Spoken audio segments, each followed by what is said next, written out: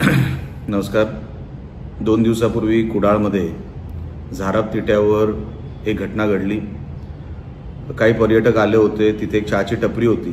चहाची टपरी एका मुसलमानाची होती आणि काहीतरी बाचाबाची झाली आणि त्या बाचाबाचीवर ते सगळे मुसलमान एकत्र झाले आणि त्या पर्यटकांना मारलं। एकाला तर कपडे काढून रस्त्यावर झोपून मारलं। पोलिसांनी तक्रार दाखल केलेली आहे। 5 आरोपी केलेले आहेत। 5 पैकी 1 पकडला गेला आहे। 4 अजून मोकाट आहेत। पोलीस प्रशासनाला मला सांगणं आहे, 12 तारखेला 4 वाजता मी त्या गावात जाणार आणि जी चहाची टपरी ज्याच्यावर हे घडलं ती काढून टाकणार, कारण का ती इल्लीगल आहे। पोलीस प्रशासनाकडे किंवा शासनाकडे 48 तास आहेत।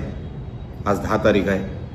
12 तारखेच्या आजची चहाची टपरी काढून टाकावी, नाहीतर मी स्वतः तिथे जाणार आणि तिकडे लॉ अँड ऑर्डरचा जर प्रश्न तयार झाला तर मग ही जबाबदारी सर्वस्वी पोलिसांवर असेल। मला कसलाही संघर्ष करायचा नाही, पण ह्या मुसलमानांना जर आता आम्ही धडा शिकवला नाही, आमचा सिंधुदुर्ग जिल्हा मोठ्या प्रमाणात पर्यटक आमच्याकडे येतात आणि जर अशा कुठल्या घटनांमुळे जर आमच्या जिल्ह्याची बदनामी होत असेल तर ती कधीही सहन केली जाणार नाही।